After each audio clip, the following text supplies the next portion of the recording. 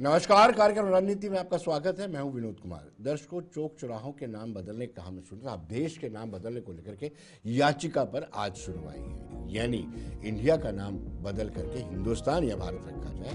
इसकी पहली सुनवाई 17 नवंबर को हुई थी और इस पर कहा जा रहा है कि देश का अंग्रेजी नाम इंडिया को बदलकर भारत या हिंदुस्तान करने की मांग में याचिका दायर की गई है। दिल्ली हाईकोर्ट में मामले की सुनवाई है। देश का नाम अंग्रेजी नाम इंडिया से बदल करके हिंदुस्तान की मांग कर रही है। याचिका पर दिल्ली हाईकोर्ट में सुनवाई है। दिल्ली निवासी नमहे ने याचिका दायर की है। याचिका में देश के मूल और प्रमाणिक नाम भारत को मान्यता देने की मांग की है। 17 फरवरी को हुई थी पिछली सुनवाई। 1948 में संविधान सभा में भी इंडिया का नाम का विरोध हुआ था। याचिकाकर्ता का कहना है कि अंग्रेजी गुलामों को इंडिया कहते थे, इस इंडियन कहते थे, उन्होंने ही देश को अंग्रेजी में इंडिया नाम दिया है। यानी बड़ी दिलचस्प याचिका है और इस याचिका पर सुनवाई होगी। कोर्ट ने 4 फरवरी को सुनवाई में केंद्र के वकील मंत्रालय के निर्देश लेने के लिए समय दिया था। दिल्ली निवासी याचिकाकर्ता नमहे ने संविधान के अनुच्छेद 1 के संशोधन की मांग की थी। उनका कहना था कि संविधान में इंडिया जो भारत है लाइन को बदल करके इंडिया या हिंदुस्तान राज्य का संकल्प देना चाहिए। इस पर चर्चा करेंगे। नौरतन जी बीजेपी के नेता हैं, वो हमारे साथ जुड़े हुए हैं। जगदीप सिंह प्रवक्ता हैं। अहमद याज राजनीतिक विशेषज्ञ एक्सपर्ट है। संदीप मिश्रा अधिवक्ता सुप्रीम कोर्ट के वकील हैं। तो हम इनसे चर्चा करेंगे क्या वाकई में ये जो अनुच्छेद संविधान का अनुच्छेद 1 है उसमें संशोधन हो सकता है या इसके पीछे याचिकाकर्ता की मानसिकता क्या है। क्या वाकई में इस वक्त देश का नाम बदलने की जरूरत है, क्योंकि नाम बदलने का प्रचलन निरंतर लगातार चलता आ रहा है। क्या वाकई में हिंदुस्तान और इंडिया को छोड़कर के भारत और हिंदुस्तान नाम हो सकता है, इस पर हम चर्चा करेंगे। तो अपने जिस तरीके से ये याचिका दायर की गई है, याचिका में याचिकाकर्ता संविधान के अनुच्छेद 1 को संशोधन करने की मांग कर रहे हैं। उनका कहना है कि संविधान में इंडिया जो भारत है लाइन को बदल करके भारत या हिंदुस्तान राज्यों का संघ देना चाहिए। सुप्रीम कोर्ट कहीं ना कहीं ये बड़ी इंटरेस्टिंग याचिका है जिस पर सुनवाई होनी चाहिए। 1948 में संविधान सभा में इंडिया नाम का विरोध हुआ था। याचिकाकर्ता का कहना है अंग्रेज मुसलमानों को इंडिया कहते हैं, अंग्रेज गुलामों को इंडियन कहते हैं, उन्होंने ही देश को अंग्रेजी में इंडिया नाम दिया है। 15 नवंबर 1948 को संविधान के अनुच्छेद 1 के मसौदे पर बहस करते हुए ये बात कही थी। अभी गेस्ट हमारे से जुड़ चुके हैं नौरतन गुप्ता जी बीजेपी से। नौरतन जी, आपका स्वागत है।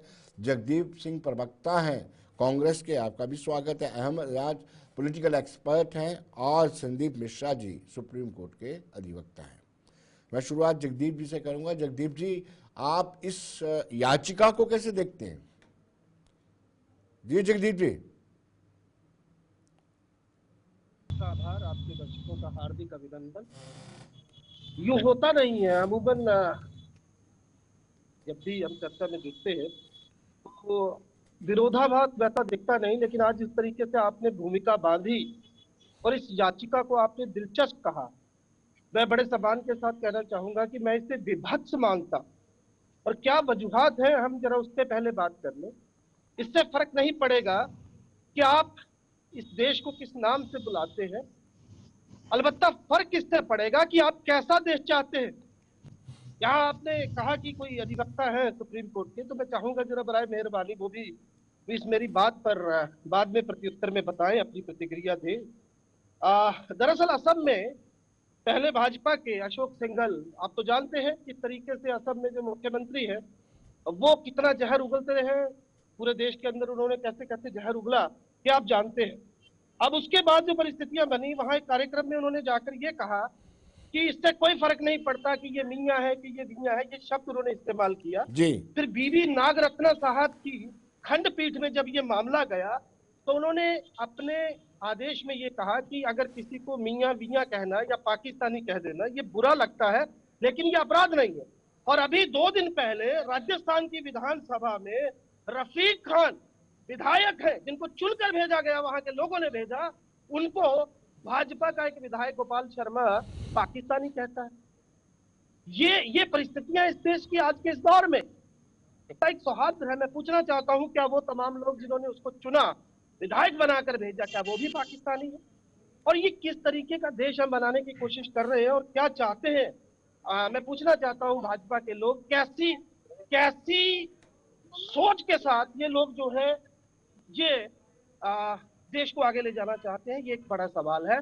तो फर्क इससे पड़ेगा आप देश कैसा चाहते हैं, आप उसे किस नाम से बुलाते हैं, ये फर्क नहीं पड़ता। जी विनोद जी नवरत्न जी, आप पर सीधा सीधा आरोप है कि देश किस दिशा में जा रहा है। जगदीप जी, कांग्रेस प्रवक्ता ने आरोप लगाया आप पर। विनोद जी, जिस प्रकार अभी आपने बताया, ये जगदीप जी जो कांग्रेस के मेरे साथी बता रहे हैं, आप एक बात देखिए किस प्रकार की लोगों की मानसिकता हो गई है, जहां पर अपने त्योहारों को मनाने के लिए हमें ये बताना पड़ेगा कि जुम्मे के दिन अगर होली पड़ती है तो उसके लिए हमें इनसे परमिशन लेनी पड़ेगी। हमें इनकी मानसिकता के पैसा शर्म आती है। इन लोगों की मानसिकता कांग्रेस की शुरू से ही फूट डालो और नीति राजनीति करो की जो एक मंशा रही है, जिस प्रकार इन्होंने शुरू से अपने फूट डालो और राजनीति करो का एक जो प्रोटोकॉल इन्होंने अपने अपने अंतरतंत्र मंत्रणाओं से चलाया है, मुझे इन पर बहुत शर्म आती है। अभी आपने इन्होंने कई ऐसे उदाहरण, आप ऐसे उदाहरण हमारे पास भी समाजवादी पार्टी के, जो उत्तर प्रदेश में भी आपने देखा जिस प्रकार इनके शीशपाल जी ने अभी बोला, मुलायम सिंह जी के जो भाई हैं सांसद हैं, उन्होंने बोला कि हाँ, अगर जुम्मे के दिन होली पड़ती है तो हिंदुओं को अपने त्योहार को और 2 घंटे लेट करना चाहिए। इस प्रकार का षड्यंत्र रचा जा रहा है हिंदुओं के त्योहारों के खिलाफ। आप एक बात बताइए, इस प्रकार की घिनौनी रणनीतियों को ये लेकर के हिंदुओं के त्योहारों के साथ खिलवाड़ कर रहे हैं, हिंदुओं की आइडियोलॉजी के साथ खिलवाड़ कर रहे हैं, भारत और इंडिया के नाम के साथ खिलवाड़ कर रहे हैं। ये नाम कोई हिंदुस्तान में भारतीय जनता पार्टी के किसी नेता ने नहीं रखा, किसी कार्यकर्ता ने नहीं रखा। ये किसी भी व्यक्ति की याचिका हो सकती है। उस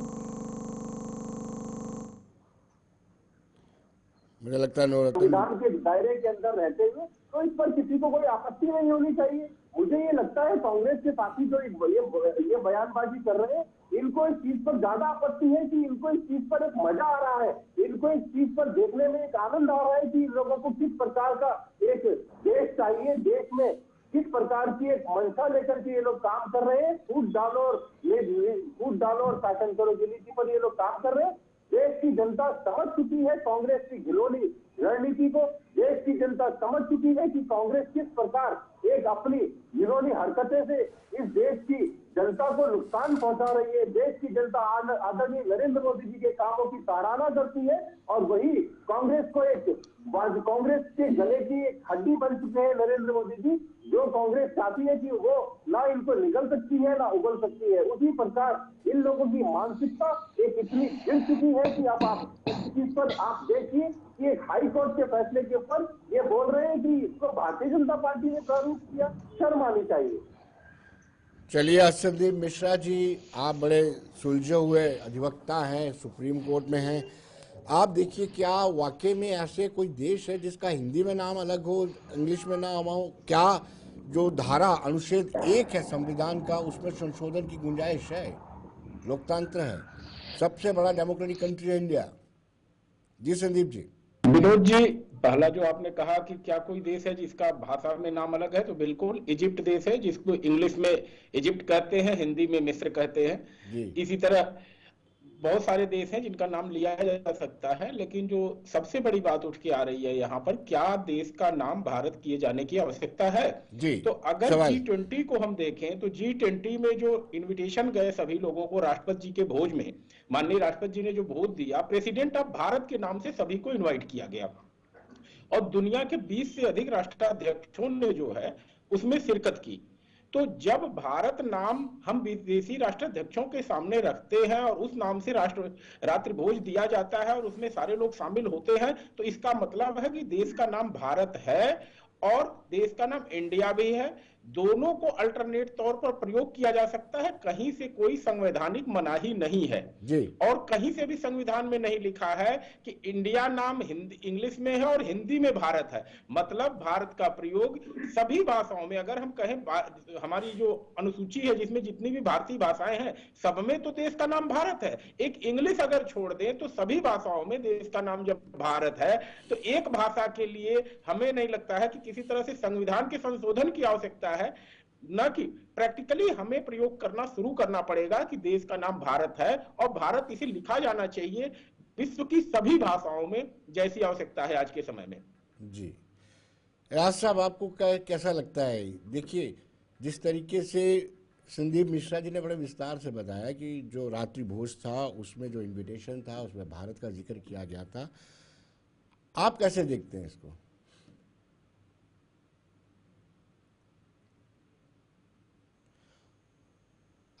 सब आप अनम्यूट कर लीजिए। हाँ, यस यस यस यस।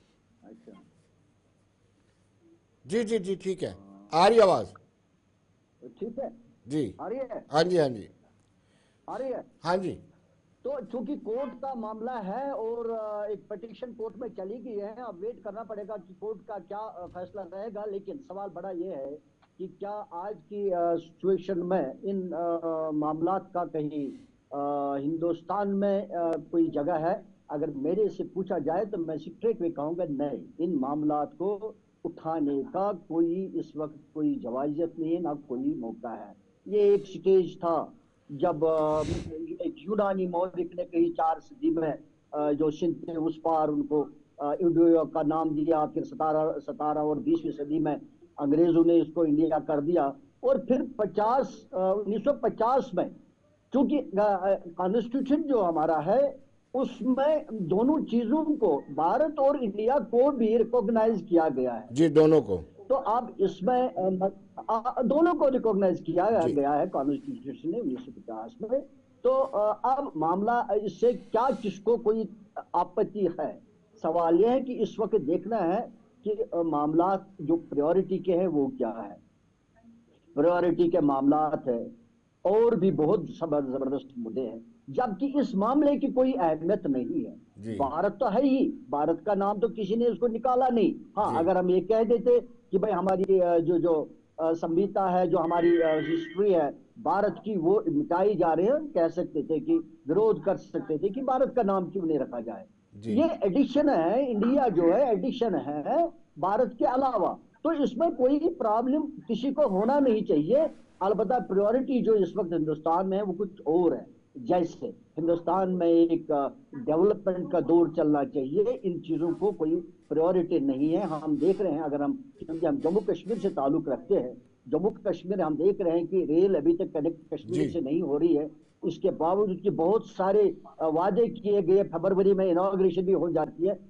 इन चीजों को एड्रेस करने की बात है, अनएम्प्लॉयमेंट को एड्रेस करने की बात है, डेवलपमेंट करने की बात है। मुझे लगता है ये चीजें भटकाव की बातें हैं, लोगों को एंगेज करने की बातें हैं और मामलात में, जबकि हम शायद प्रैक्टिकली कोई सही काम नहीं कर पा रहे हैं, तो फिर लोगों को हम इन्हीं मामलात में उलझाते हैं। चाहे वो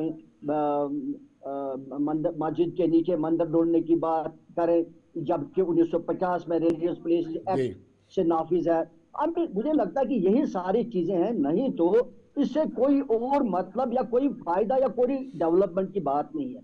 नहीं तो हर एक हुकूमत का ये रवैया, ये तरीका होना चाहिए कि वो इंप्रूव करे।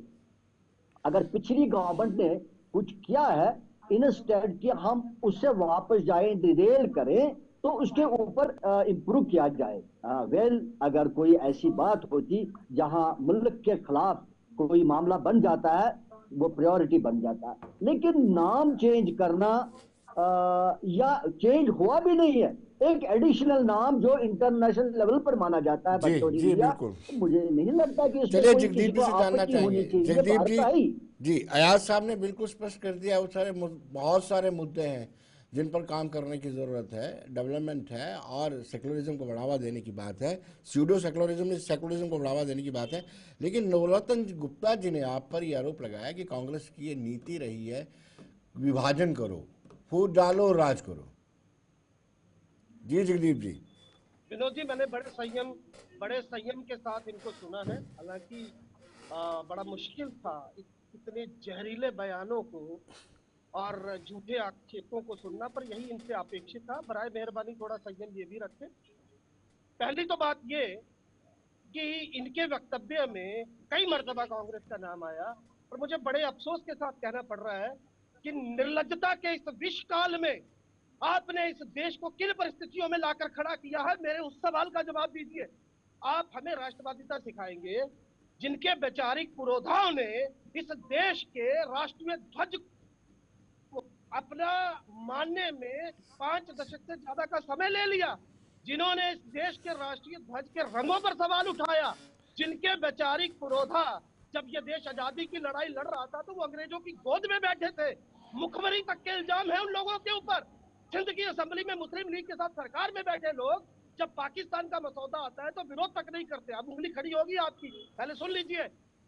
अब किसी पर आरोप और कांग्रेस पर आरोप लगाने से पहले अपने गिरेबान में झांकिए। और दूसरी बात, मैंने जो उदाहरण दिया मैं फिर से पूछना चाहता हूँ, देश के किसी प्रदेश बात को जस्टिफाई करना चाहूंगा। इन्होंने जो बात बोली है उसकी बात के ऊपर जवाब दूंगा कि जिन्ना की गोद में कौन बैठा? जवाहरलाल नेहरू ने बैठे। जवाहरलाल नेहरू के चक्कर में देश का जो आज भी भारत का अंग था और रहे। वो लोग जो मुखबिर थे, वो लोग जिन्होंने अंग्रेजों की चाकरी की, वो लोग जिन्होंने पूरी लाई, जैसे ऐसे निर्लज्ज लोगों को कि जो अपनी निर्लज्जता के ऊपर भी आज भी ऐसी फालतू की बयानबाजी करते हैं। आपने बना क्या दिया इस देश को? आप ये बताइए, क्या बना दिया इस देश को आपने? विनोद जी, इनको बोलिए बीच में इंटरप्ट ना करें। मैं सवाल पूछता हूँ, जो बाकी के दो साथी बैठे हैं, इस देश की किसी प्रदेश की विधानसभा में एक विधायक को पाकिस्तानी कहा जाएगा, क्या ये जायज है? इनकी सुनिए, यूपी में विनोद जी, नौरतन जी आपको पूरा अवसर दिया जाएगा। आप सुन लीजिए, आपको पूरा अवसर दिया जाएगा। जगदीप जी कंप्लीट कीजिए। जी जगदीप जी, आप सोच नहीं सकते इन प्रति लोगों ने इस देश का क्या हाल कर दिया है। अभी इनकी एक महिला विधायिका है यूपी से, उन्होंने बयान दिया कि मुस्लिमों के लिए अस्पतालों में अलग से वार्ड बना दिया जाए। ये उनका बयान है। संभल के सीईओ और इस विधायिका में शायद एक होड़ मची है कि कौन ज्यादा नफरत उगल सकता है, कौन इस देश में कितनी नफरत उगलता है, उसी हिसाब से उसको सम्मान दिया जाता है, उसी हिसाब से। चलिए नौरतन जी से सुन लेते हैं। जगदीप जी आप जवाब सुन लीजिए। एक मिनट विनोद, एक बात तो पूरी होने दीजिए ना, बात तो पूरी होने दीजिए। इस देश का प्रधानमंत्री इस देश के अंदर मुसलमान, मटन और घुसपैठिए जैसे शब्दों का इस्तेमाल करता हो, ये शर्म की बात है, ये निर्लज्जता की बात है। आपको समझना होगा। जगदीप जी सुन लीजिए, जगदीप जी आप सुन लीजिए। विरोधी लोग थे जिन्होंने देश के झंडे को आना चाहिए, क्या बात कर रहे हैं? जानकारी लेना चाहिए। आप जैसे अनपढ़ लोगों की वजह से, आप जैसे मूर्ख लोगों की वजह से, आप मूर्ख तो रहेंगे क्योंकि आपकी पार्टी का जो मुखिया आपको वो खुद मूर्ख है। आपको वो आलू से शर्म आनी सोना निकालने की बात करता है, वो जलेबी की फैक्ट्री लगाने की बात करता है। इसलिए आप लोग मूर्खता वाली बात तो करेंगे। आपने महिला विधायक की बात को पूरा नहीं सुना। उन्होंने बोला, जगदीप जी आपको बात सुनने का पेशेंस रखना चाहिए, आपको अपनी शर्म आनी चाहिए, आपको निर्लज्जता वाली बात करने के लिए। विनोद जी आपके माध्यम से टीवी पैनलिस्ट और भी बैठे हैं, संदीप मिश्रा भी बैठे हैं, अजान भी बैठे हैं। आप लोगों के माध्यम से जगदीप जैसे निर्लज्ज लोगों को लिए एक बात मिसाल देना चाहूंगा। और बीच जो में बोलना आपने बंद बात करो। करी मैंने उत्तर सुना प्रदेश आपको, की, जब मेरी बारी थी तो आपने बीच में पूरा बोलना वक्त बंद नहीं करो। सुना। बंद उन्होंने करो, बोला सलीके से बात योगी करो। जी को एक अस्पताल बनाना चाहिए। अगर हमारे मुस्लिम भाइयों को, हम तो चाहते हैं सभी लोगों को एक साथ इलाज कर मिलना चाहिए। अगर उनको कोई कष्ट है, परेशानी है, तो उनको अपने इलाज की ज्यादा सुविधा चाहिए तो उनको अलग वार्ड बनाना चाहिए। क्या दिल्ली में ऐसा नहीं होता? केजरीवाल की जब सरकार थी, सफदरजंग के अंदर आप जाइए, जो पुरानी सरकारों ने अस्पताल बनाया उसके अंदर भी मुस्लिमों की एक अलग लाइन लगवा दी थी। वो उनके बाप के नेता थे क्या? वो उनके रिश्तेदार थे? वो उनके बहनों थे? पूछना चाहिए आपके माध्यम से। चलिए संदीप जी हिस्ट्री को डिस्टॉर्ट नहीं करना चाहिए, लेकिन हिस्ट्री को बदला तो जा सकता है। कोई खामियां जो रही है, एक नया ट्रेंड चल पड़ा है, नाम बदलो, चौक चौराहों के नाम बदलो, इमारतों के नाम बदलो। किस डायरेक्शन में हम जा रहे हैं? मिश्रा जी, संदीप जी, बबुआ और भूपेन ने जी संदीप जी, वो सबने देखी। देखिए, नाम बदलने की आवश्यकता ही नहीं है। मैंने कहा ना, हमारी अनुसूची में जितनी भी भाषाएं रिकॉग्नाइज की गई हैं, उन सभी भाषाओं में देश का नाम भारत ही है जी।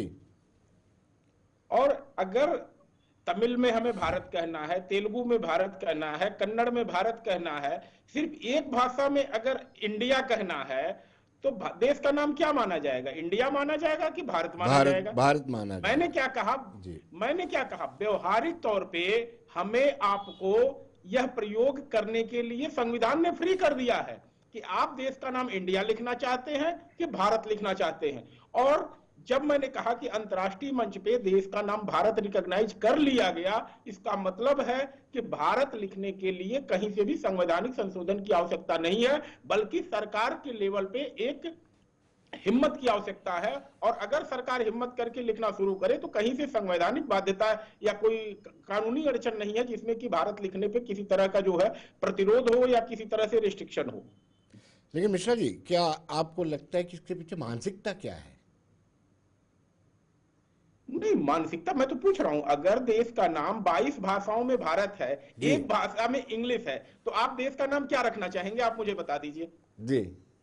आपके दर्शकों पे मैं छोड़ दे रहा हूं, देश की 22 भाषाओं में देश का नाम भारत है, एक विदेशी भाषा है, वो भारत की भाषा भी नहीं है जी। जो भारत की भाषा भी नहीं है, उस भाषा में देश का नाम अगर इंडिया है, तो हम इंडिया लेके चलेंगे कि भारत लेके चलेंगे? जी बिल्कुल, भारत लेके चलेंगे। क्यों जरूरत है पिटीशन की? क्यों जरूरत है संविधान संशोधन की? कोई आवश्यकता नहीं है। सरकार अपने लेवल पे लिखना शुरू करे, और लिख के दिखाया उन्होंने, प्रेसिडेंट ऑफ भारत। और अभी तो कुछ राष्ट्राध्यक्षों ने जो है भारत के प्रधानमंत्री के स्वागत में लिखना भी शुरू कर दिया है कि the prime minister of Bharat, welcome prime minister of Bharat.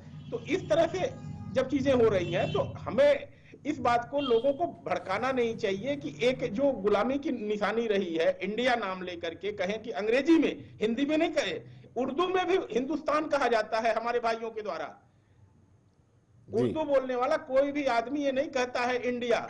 उनको जिनको खास दिक्कत होती वही बोलते हैं, नहीं तो उर्दू बोलने वाले और हमारे मुस्लिम भाई अपनी दुकानों का नाम भी इंडिया नहीं रखते, ज्यादातर हिंदुस्तान रखते हैं, भारत रखते हैं। कोई लिखेगा भारत बैटरी वर्क, कोई लिखेगा हिंदुस्तान हार्डवेयर। तो इस तरह से जब भारत का नाम प्रयोग करते हैं, तो मुझे नहीं लगता है कि कहीं से भी कोई रिस्ट्रिक्शन है या कोई विरोध है देश के जनमानस में भी भारत को नाम को लेकर के या हिंदुस्तान के नाम को लेकर के। जी नवरत्न जी, जगदीप जी ने आप पर आरोप लगाए थे कि आप विभाजन की राजनीति करते हैं, आप फिरका प्रस्ती की, आप गीता कुरान की राजनीति करते हैं, आप मंदिर मस्जिद की राजनीति करते हैं।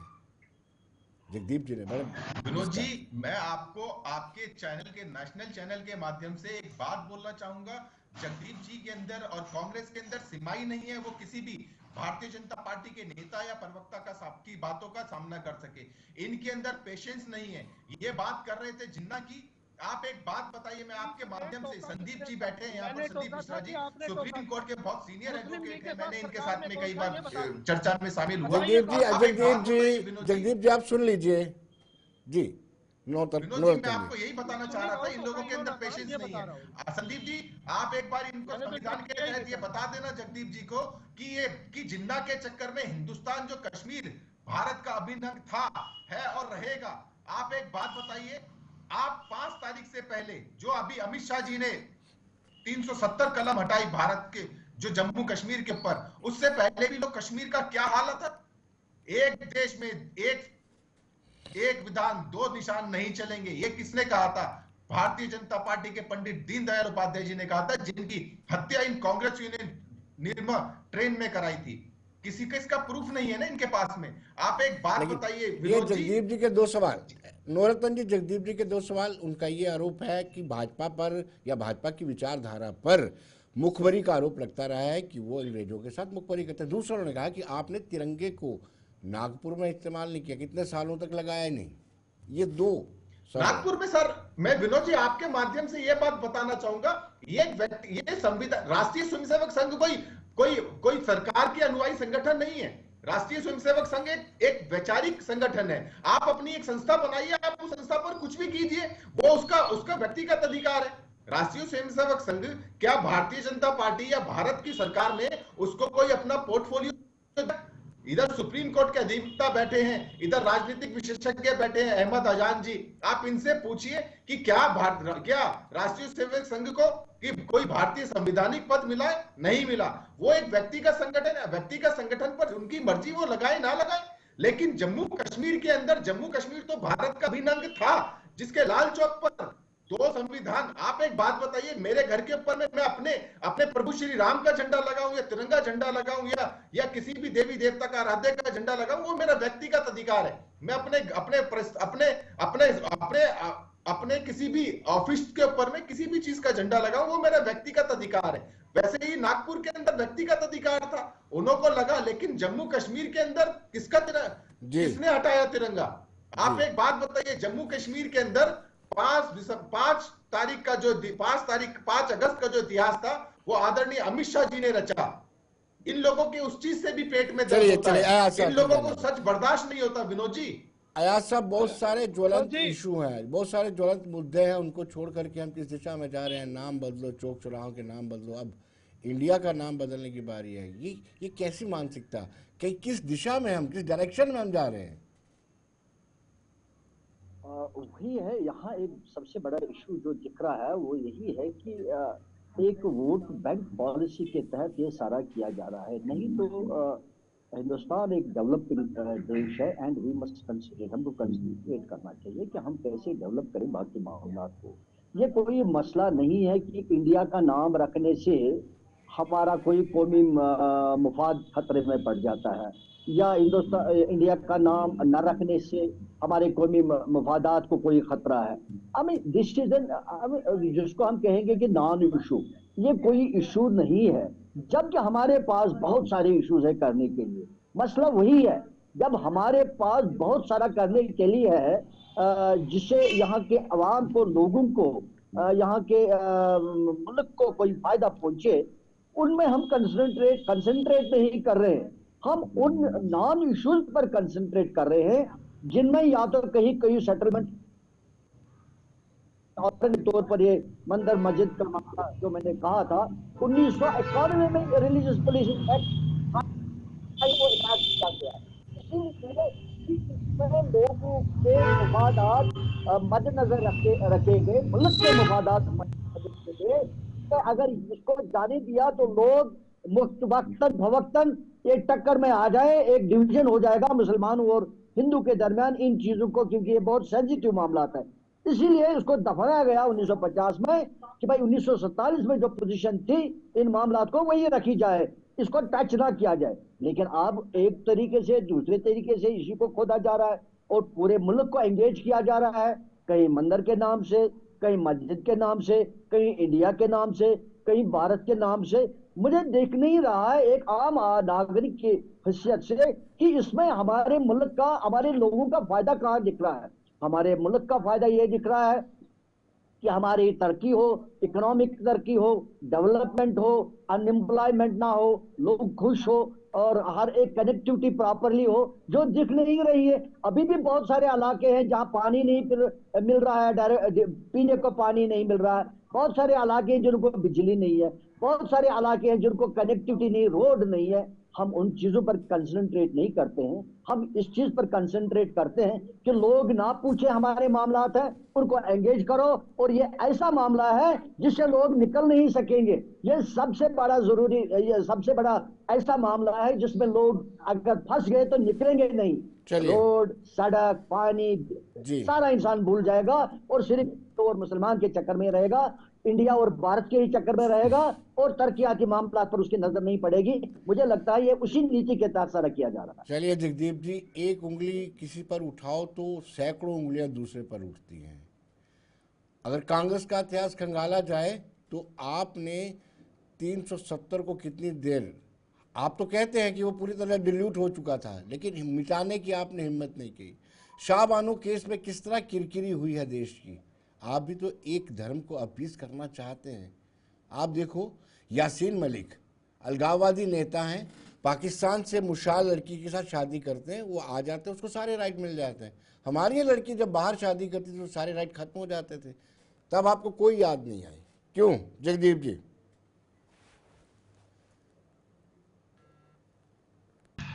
दीजिएगा मुझे, पहले मैं जरा एक बात कर दूं। जो अधिवक्ता महोदय यहाँ बोल रहे थे, उन्होंने कहा कि अंग्रेजी में नाम इंडिया है तो उसमें कोई दिक्कत नहीं होनी चाहिए, बिल्कुल ठीक है। लेकिन उन्हें ये भी समझना होगा कि जब आप अंग्रेजी में खत लिख रहे हैं तो वहां पर आप रिपब्लिक ऑफ इंडिया लिखेंगे तो वो ज्यादा भारत या हिंदुस्तान, ये सवाल है ही नहीं। सुन लीजिए एक मिनट जरा, इसमें कोई कहीं पर दिक्कत है ही नहीं। भारत कहना हमारे लिए गर्व की बात है, हमें उसमें कोई एतराज नहीं। लेकिन मैं जरा 3-4 बातें पूछना चाहूंगा और बराए मेहरबानी, अब अगर भाजपा के मेरे प्रवक्ता भाई उठकर भाग जाए तो मुझे दोष मत दीजिएगा। पहली तो बात, पहले आपके सवाल जरा 2 ले लेता हूं। आर्टिकल 370, जिस अनुच्छेद की पहली ही धारा ये कहती हो कि जम्मू कश्मीर भारत का अभिन्न अंग है, उस पर सवाल होना नहीं चाहिए। 371C में ये प्रावधान कांग्रेस ने ही रखा था कि संविधान सभा को विधानसभा की इक्विवेलेंट मानकर अमित शाह साहब ने बीच का रास्ता निकाला। 1D आपको ये अख्तियार देती है कि देश का राष्ट्रपति आदेश पारित करके समय अनुसार उसमें परिवर्तन कर सकता है, जो आपने किया। दूसरी बात विनोद जी, आप ये कहें तो ठीक नहीं लगेगा, जब साल 2002 में जम्मू कश्मीर हाई कोर्ट ने बेटियों के मामले में फैसला दे दिया, तो अब इसे यासिन मलिक के साथ जोड़कर देखना या किसी और बेटी के साथ मेरी बात सुनिए, हाई कोर्ट का इसमें कांग्रेस का कोई रोल नहीं है। ये बात हाई कोर्ट की है, न्यायालय की बात है, इसमें कांग्रेस को कोई क्रेडिट नहीं जाता। आप ये नहीं विनोद जी, एक मिनट विनोद जी, आप 2 बातों को एक साथ मत कहिए। या तो आप ये कहिए कि ये फैसला नहीं आया, कांग्रेस ने लिया या हाई कोर्ट ने लिया, वो छोड़ दीजिए। जिस धारा को केवल और केवल उसमें, मैंने पहले भी कहा कि वो खोखली हो चुकी धारा थी, जो एक तरह से पुल का काम कर रही थी जम्मू कश्मीर के साथ भारत का। आज यहाँ की जमीनों पर, यहाँ की नौकरियों पर अगर डाका पड़ा है, उसका जवाब कौन देगा? लेकिन अब मुद्दे पे मैं आना चाहता हूँ, छोड़ दीजिए, इस पर बाद में बात करेंगे। ये भाई साहब ये बताएं कि केस नंबर 176 क्या है? क्यों आपकी आरएसएस, जिसे अब आप सांस्कृतिक संगठन बता रहे हैं, उसके पेशानी पर लकीरें गहरी हो गई थी जब पूरे देश में किरकिरी हुई थी, जब आपने एफआईआर 176 दर्ज कराई थी नागपुर में उन 3 लड़कों के खिलाफ, और आपने मदन मोहन मालवीय साहब का नाम लिया। विनोद जी जरा इनसे पूछिए, बलराज मधोक कौन था? आप ही की आरएसएस के तत्कालीन सर संघचालक, जिन्होंने अपनी किताब में लिखा है कि वाजपेयी साहब, जिनका हम भी बड़ा सम्मान करते हैं, और नानाजी देशमुख, ये दोनों रिस्पॉन्सिबल थे उनकी हत्या के लिए। पहले जरा होमवर्क कर लिया करें। जगदीप जी एक छोटा सा सवाल, जगदीप जी एक छोटा सा सवाल मेरा भी ले लीजिए। जगदीप जी, आप बाय प्रोफेशन आप भी जर्नलिस्ट रहे हैं, एक छोटा सा सवाल, फिर पंडित नेहरू को क्यों प्यार जागा राष्ट्रीय स्वयंसेवक संघ से गणतंत्र दिवस की परेड में क्यों बुलाया था? अगर वाकई में इतना संगठन, बता रहा हूँ ना, तो अब सुन लीजिए ना विनोद जी, मुझे 5 मिनट दीजिएगा, दोनों हाथ बाकी वाले को छोड़ दूं मैं, 5 मिनट अनइंटरप्टेड दे दीजिए, सबका जवाब देता हूँ जी। Balraj Madhok alleged that Mr. Vajpayee and Nanaji Deshmukh are actually responsible for that merciless murder। तो बराए मेहरबानी पहले जरा ये स्पष्ट कर दे कि जब आप ही का इतना बड़ा नेता आप ही के लोगों पर आरोप लगा रहा है, तो आप कांग्रेस पे सवाल क्यों उठा रहे हैं? सन 1942 में क्रांतिकारियों के खिलाफ मुखबरी क्या वाजपेयी साहब ने नहीं की थी? उनका खत आज भी पब्लिक डोमेन में है, उसका क्या जवाब देंगे आप? रही बात नेहरू जी की, तो आप मुझे बराए मेहरबानी जरा ये बता दें, जो विनोद जी आपने सवाल पूछा, ये पंडित नेहरू जी का, ये उनका बड़प्पन था। इतने बड़े जनमत, इतने बड़े बहुमत के बाद, सुनिए, श्यामा प्रसाद मुखर्जी जी अपनी काबीना में लिया जब गांधी जी की हत्या हुई। सुनिए, अभी उंगली बाद में खड़ा करिए, सुन लीजिए, पहले सुनने का मादा रखिए। पटेल साहब ने जब किसी आरएसएस किया, जब आपके माफी वीर सावरकर पर अभिनेत्री बिंबा ने आरोप लगाया, उनके पीएसओ ने लगाया, उनके सचिव ने लगाया कि इन्होंने कहा था गोडसे को सफल होकर लौटना, तो जनाबे हाजरीन, जब आपकी आरएसएस को बैन किया गया था, उसी पटेल साहब के साथ द्वारा, जो तत्कालीन गृह मंत्री थे, तब आपने कोई सवाल क्यों नहीं उठाया? और आप ये बताइए, अगर जो मैं मुखबरी का आपको बता रहा हूं, क्या ये स्थापित तथ्य नहीं है कि वाजपेयी साहब ने मुखबरी की थी 1942 आगरा में? अगर की थी तो आप मुझे जवाब दीजिए, आप दूसरों को राष्ट्रभक्ति कैसे सिखाते हैं? 52 सालों तक आपने मिश्रा जी को स्वीकार नहीं किया। हमारी सियासत, एक मिनट हो, सिंध की असेंबली में क्या कर रहे थे? सिंध की असेंबली में आप क्या कर रहे थे, ये भी बता दीजिए। जी मिश्रा जी, हमारी सियासत विभाजन की हो गई है, चाहे वो कांग्रेस हो चाहे भाजपा। चलो चलो क्या कहेंगे आप?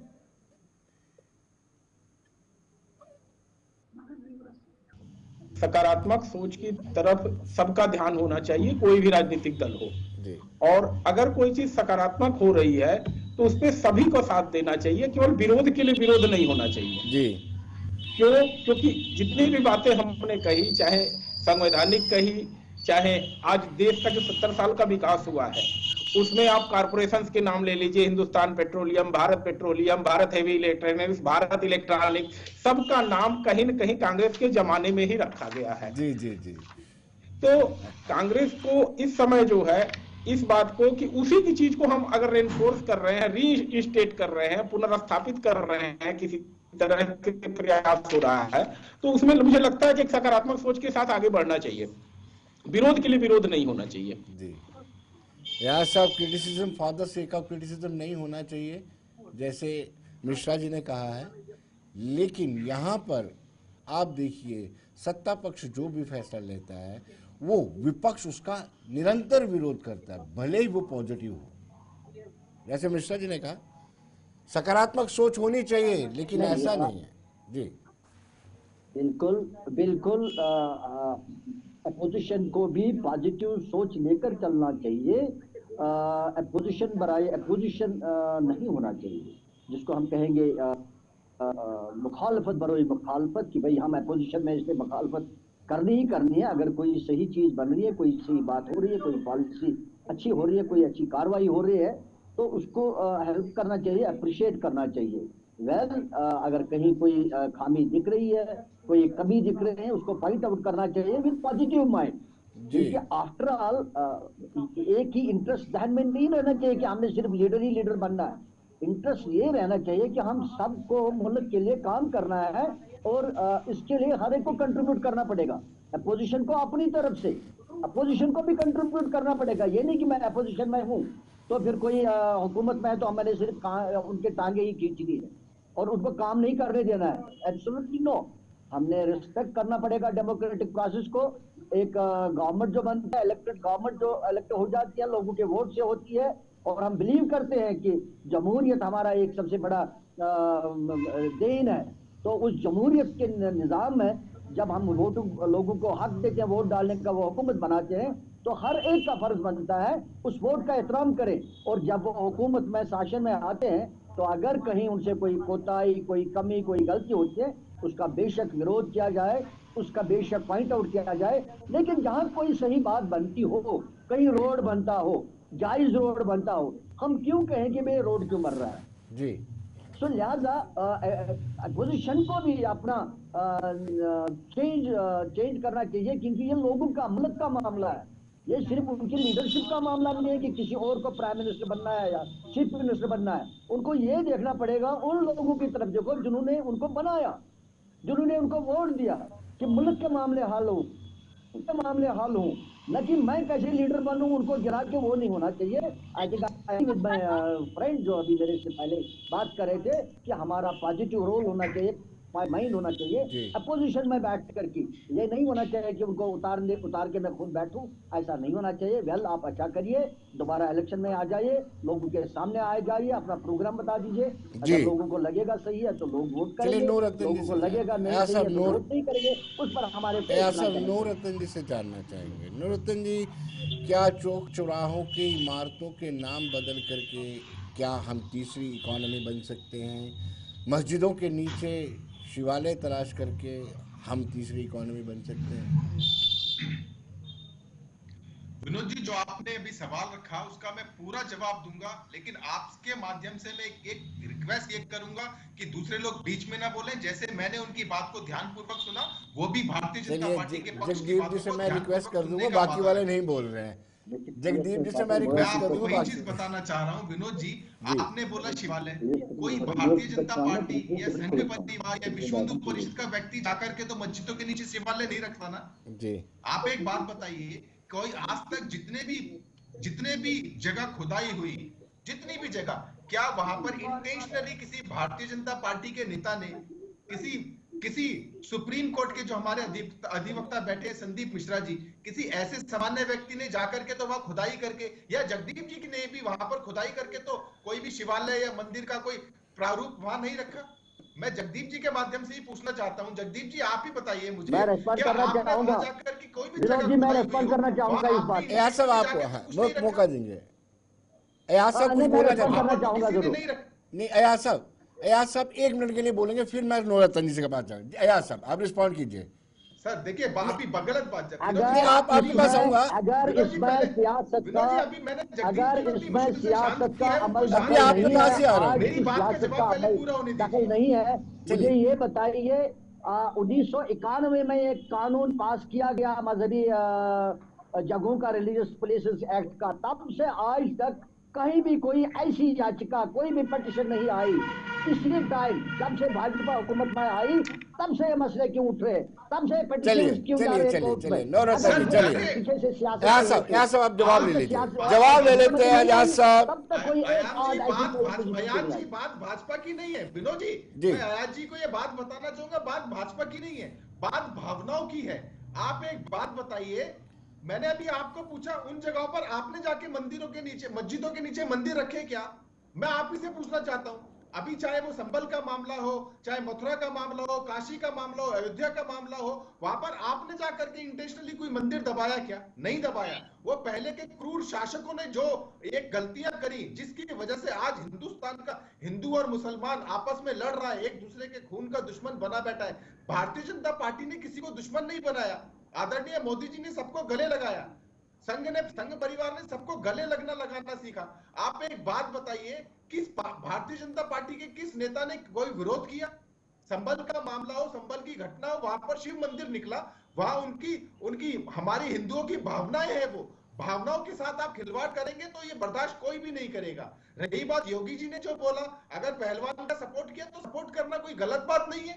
आप विनोद जी के माध्यम से मैं एक बात पूछना चाहता हूं, जिस प्रकार अभी जगदीप जी बता रहे थे कि जवाहरलाल नेहरू या सरदार पटेल की बात कर रहे थे, विनोद जी मैं इनकी उस बात का भी जवाब देना चाहूंगा जो इन्होंने आदरणीय स्वर्गीय प्रधानमंत्री अटल बिहारी वाजपेयी के बारे में जो एक इन्होंने घटिया टीका टिप्पणी करी, मैं उसका जवाब इनको बखूबी देना चाहूंगा। सरदार पटेल के पक्ष में 14 वोट पड़े थे और नेहरू के पक्ष में 2 वोट पड़े। उसके बाद भी सरदार पटेल ने नेहरू को एक बोला कि ठीक है जाओ, मैं आपको प्रधानमंत्री बनाता हूं। इनको शर्म आनी चाहिए। नेहरू ने जो थूक के चाटा इनको सब चीजें विरासत में चाहिए, जैसे इनके नेता राहुल गांधी को विरासत में चाहिए। उनको अपनी तरफ से मेहनत नहीं करनी। जी विनोद जी मैं आपको वही बताना चाहूंगा। बड़े सम्मान के साथ बात कीजिए। अब मेरे सब्र का पैमाना छलक जाएगा। मैं आपका ये डिबेट छोड़ रहा हूं बड़े आदर के साथ। इस देश के पहले प्रधानमंत्री को ये कहना कि थूक कर चाटा, और ये कहना, आप बताइए 14 वोट किसके पक्ष में पड़े? जगदीप जी सारी बात छोड़िए, या तो आप राजनीति छोड़ दीजिएगा या मैं छोड़ दूंगा। ये संविधान उस समय का रिकॉर्ड बोलता है। हो गया। पहली तो बात, मुझे लगता नहीं कि ये प्रवक्ता है। अगर ये प्रवक्ता होते तो इतनी तहजीब इनमें जरूर होती कि इस देश के पहले जगदीप जी आप ही से एक बात पूछना चाहूंगा विनोद जी आपके माध्यम से, 14 वोट आपने जो शब्द बोले हैं ये वापस लीजिए। आपने जो शब्द बोले हैं ये वापस लीजिए, अन्यथा मैं विनोद जी शब्द वापसी का सवाल ही नहीं पैदा होता। जगदीप जी मैं आपसे पूछना चाहूंगा 14 वोट किसके पक्ष में पड़े थे? आप अपनी घटिया राजनीति से किसी भी बात को दबा नहीं सकते। देश के पहले प्रधानमंत्री को जवाहरलाल नेहरू अगर महात्मा गांधी को बोलते हैं अगर मुझे प्रधानमंत्री नहीं बनाया तो हिंदुस्तान में भी दोस्त। आप बोलिए ना जगदीप जी। किसने कहा था? वो मोहनदास करमचंद गांधी जी की किताब में लिखा गया है। आप एक बात बताइए, आप मोहनदास करमचंद गांधी जी की किताब को पढ़िए, उसमें क्लियरली मैंडेट में लिखा हुआ है कि हाँ 14 वोट जो पड़े हैं वो सरदार वल्लभ भाई पटेल के लिए पड़े थे। करने का सलीका है ना, आपको तहजीब है ना, आपको समझ है कि आप क्या बोल रहे हैं। विनोद जी मैं आपसे मुखातिब हूँ, मुझे इनसे बात नहीं करनी। चलिए मैं 3 चीजें पूछना चाहता हूँ जी। वाजपेयी साहब का मेरी नजरों में भी सम्मान है, क्योंकि a bad is better among the world. लेकिन 1942 में उन्होंने मुखबरी की थी, उनकी लिखे हुए खत जो है वो मैं आपके चैनल पर दिखाना चाहता हूँ। You could see it right here. दूसरी बात, मैं अब जो सवाल पूछूंगा मुझे उनके जवाब दे दीजिए। मैं फालतू कुछ इनसे सुनना नहीं चाहता। ये हसान फरामोश लोग हैं। जब इस देश के अंदर इनका कहीं कोई राजनीतिक वजूद नहीं था, तब ये नेहरू जी थे जिन्होंने श्यामा प्रसाद मुखर्जी को बिना चुनाव जीते अपनी काबीना में शामिल किया। और सुनिए आज ये उनको क्या कह रहे हैं, थूक कर चाटा है। अब मैं बताता हूँ ये झूठ कैसे बोलते हैं। पहली बात, ये इस देश के प्रधानमंत्री ने बोला कि पटेल साहब प्रधानमंत्री बनते, यद्यपि जब चुनाव इस देश का पहला हुआ उस वक्त तक पटेल साहब इस फानी दुनिया से अलविदा कह चुके थे। महात्मा गांधी जी ने अगर नेहरू जी को चुना, सुनते जाइए अब तक, उसके पीछे दो वजूहात थी। एक उनके इंटरनेशनल मामलों की समझ, दूसरा उनकी उम्र। नेहरू जी 14 बरस छोटे थे पटेल साहब से। तीसरी यहाँ पर जो अक्सर झूठ बोला जाता है, मैं बता दूं, जिस ये चुनाव की बात करते हैं कि नेहरू जी को कम वोट मिले, वो प्रदेश कांग्रेस इस देश की राष्ट्रीय स्तर की कांग्रेस के अध्यक्ष का चुनाव था। मैं पूछना चाहता हूं, हमारे यहाँ तो वोटिंग होती है, आपके यहाँ तो पर्ची पड़ती है। कभी आपका सरसंघ चालक चुनाव से आया? कभी कोई दलित आज तक सरसंघ चालक बना? अरे आपकी भाजपा में पिछले कितने सालों से राष्ट्रीय अध्यक्ष नहीं है, वो तो आप रख नहीं सकते। वो भी पर्ची से प्रधानमंत्री चुनने वाली या इस देश के मुख्यमंत्री चुनने वाली पार्टी ये बता दे कि वो कांग्रेस पर क्या सवाल उठा रही है। और मैं मुद्दे पर आना चाहता हूँ। विनोद जी, मेरा सीधा सवाल, पहला मैंने इनसे पूछा कि क्या माफीवीर सावरकर ने 5 मरतबा अंग्रेजों से माफी मांगी थी? क्या सिंध की असेंबली में जब पाकिस्तान को अलग देश बनाने का मसौदा पास हुआ, आप उठकर बाहर गए थे? क्या आप मुस्लिम लीग के साथ सिंध और बंगाल में सरकारों में थे या नहीं? क्या आपने जिन्ना की 2 नेशन थ्योरी को सपोर्ट किया था या नहीं? क्या नाथूराम गोडसे के बड़े भाई को सावरकर साहब ने अंग्रेजों की फौज में भर्ती करवाया था या नहीं? साहब ने आरएसएस को बैन करते वक्त ये कहा था कि ये इस देश के हमारे सियासतदानों की मानसिकता कहाँ किया था कि नहीं? जवाब दीजिए, जवाब दीजिए कि ये मुख्य की बात नहीं करते हैं, इमोशनल पॉलिटिक्स करते हैं। आपने जानबूझकर के उनकी हत्या कराई। मिश्रा जी,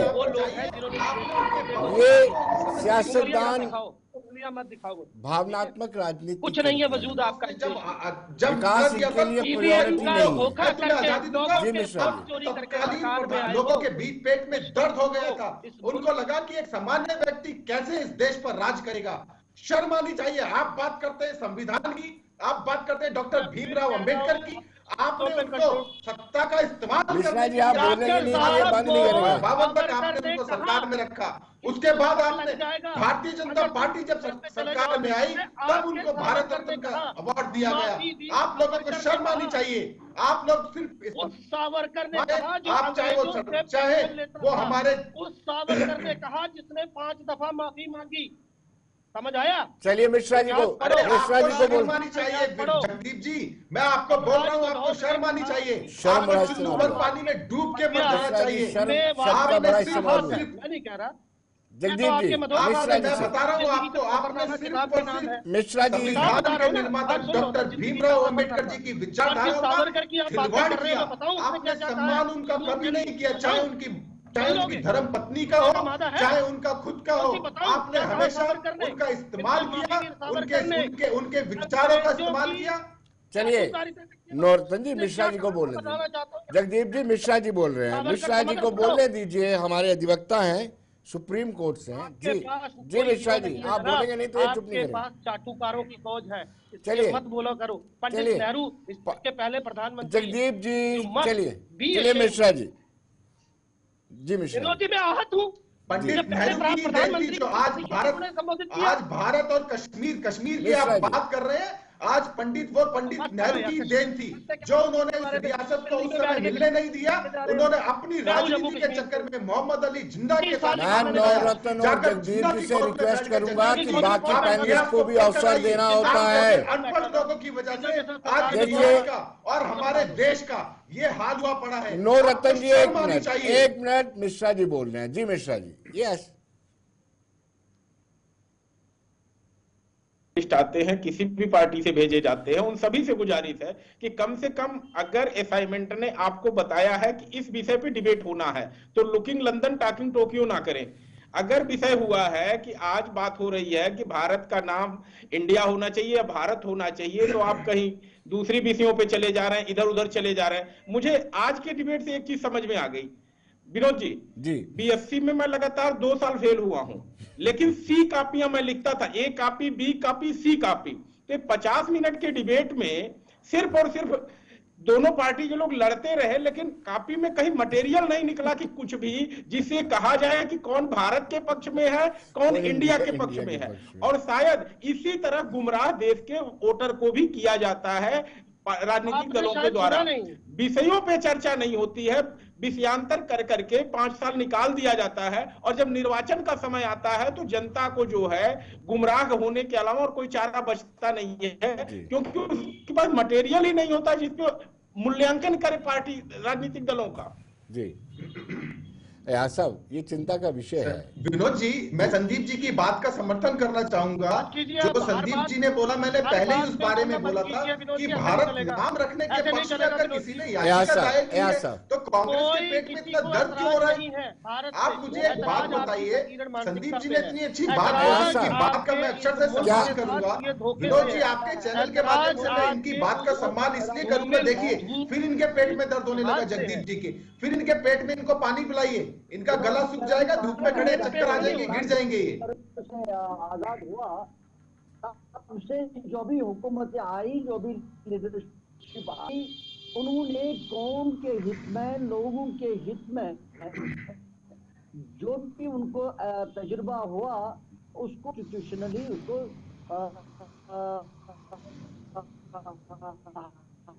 हमारे एक लाए अमल बना के सामने रखे, अमल डाला, गाइडलाइन डाली, ताकि कौम, ताकि जो मुल्क जो है वो तरक्की करे और मामलात में ना पड़े। अगर हम कहीं उन चीजों को आप छेड़ रहे जो पीछे हुए हैं, वो भी तजुर्बात के बुनियाद पर नहीं है। घर बैठ के कोई कॉन्स्टिट्यूशन नहीं बनाया, कोई कानून जो बना वो ऐसे घर में नहीं बैठा बनाया हुआ बैठा कोई बैठ के बनाया, बराबर पार्लियामेंट में पास किए हुए कानून है जिसमें उस वक्त के लोग, उस वक्त का तजुर्बा, हालात देखकर क्या हुआ क्या नहीं हुआ उनको देखकर ये सामने लाया और एक कानून बना के लाए हमारे सामने। अब हम ये कहेंगे कि हम नहीं जी, हमने खोदना है, 47 से खोदना है, मुझे लगता है कि देश पीछे एक ही सूरत है कि आगे पीछे जो हुआ है उसको मद्देनजर रख के आगे का रास्ता चुना जाए। अगर कहीं कोई करेक्शन करने की बात है वो आगे की जाए, आगे कोई डेवलपमेंट करने की बात है, सही करने की बात है, न कि हम आगे यहाँ आगे रुक के आगे की कार्रवाई रोक दे और पीछे 47 को देखें किसने क्या किया, नेहरू ने क्या किया, गांधी ने क्या किया, दूसरे तीसरे ने क्या किया। हम एक पॉलिटिकल स्कोर करने की कोशिश करेंगे, उनको नीचा दिखाने की कोशिश करेंगे, या कोई और दूसरे पॉलिटिकल पार्टी ऐसा करने का सोच रखते हो। मुझे नहीं लगता कि हुकूमतें इन चीजों के लिए बनाई जाती है, लोग उनको इन चीजों के लिए वोट नहीं देते हैं, अपने स्कोर करने के लिए, अपने मामला स्कोर करने के लिए वोट नहीं देते हैं। लोग उनको वोट इसलिए देते हैं कि वो नेशन को संभाले, मुल्क को संभाले, लोगों के मामला को हल करें, और उनको वही गाइडलाइन लेकर आगे चलना चाहिए, न कि अपने मामला सामने लाकर हालात बिगाड़ दें, लोगों के लिए मुसीबतें खड़ा कर दें। मुझे लगता है वही सिचुएशन इस टाइम चलिए जगदीप जी, उससे बचना चाहिए। जगदीप जी, आवाज म्यूट है जगदीप जी आपकी। जी ठीक है, नहीं मेरी आवाज म्यूट नहीं है, सुन पा रहे हैं ना आप मुझे? जी, अधिवक्ता महोदय बैठे हैं, अपना हेडफोन ठीक करें। मैंने ये कहा कि भारत से, हिंदुस्तान से या इंडिया से किसी को कोई परहेज नहीं, लेकिन जब आप इस देश के पहले प्रधानमंत्री के प्रति ये कहेंगे कि थूक कर चाटा, तो विनोद जी मुझे बताइए क्या ये डिबेट है? मैंने केतकी सिंह का जिक्र किया जो इस देश में मुसलमानों के लिए अस्पतालों में अलग वार्ड की वकालत कर रही है। मैंने राजस्थान विधानसभा का जिक्र किया जहां एक चुने हुए विधायक को पाकिस्तानी कह रहा दूसरा विधायक, और सुप्रीम कोर्ट का आदेश है, मैंने वो आपको बताया, उस पर आपको बात करनी चाहिए थी जो अधिवक्ता महोदय बैठे हैं, उस पर तो बात आपने की नहीं। आप मुझे ये बताइए, नाम पर चर्चा क्या विषय है? आज विषय ये है कि इस देश को आप कैसे देखना चाहते हो, कैसा मुल्क चाहते हो आप? यही हिंदू मुसलमान करना है या आप चाहते हो एक ऐसा मुल्क जिसकी मिट्टी में सबका लहू लगा है, चलिए सबको समान रूप से रहने का अधिकार हो? ये सवाल था।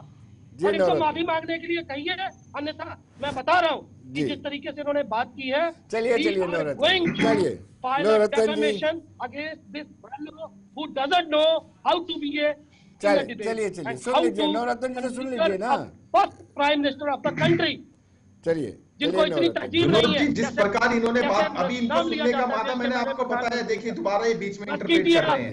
आपको सलीका नहीं है बात करने का। मैं माननीय प्रधानमंत्री कह रहा हूँ, आपसे और ज्यादा आप क्या शोर कह रहे मचा हैं? सकता हूं जगदीप जी, मैं आपको सुनने का बर्दाश्त होना चाहिए।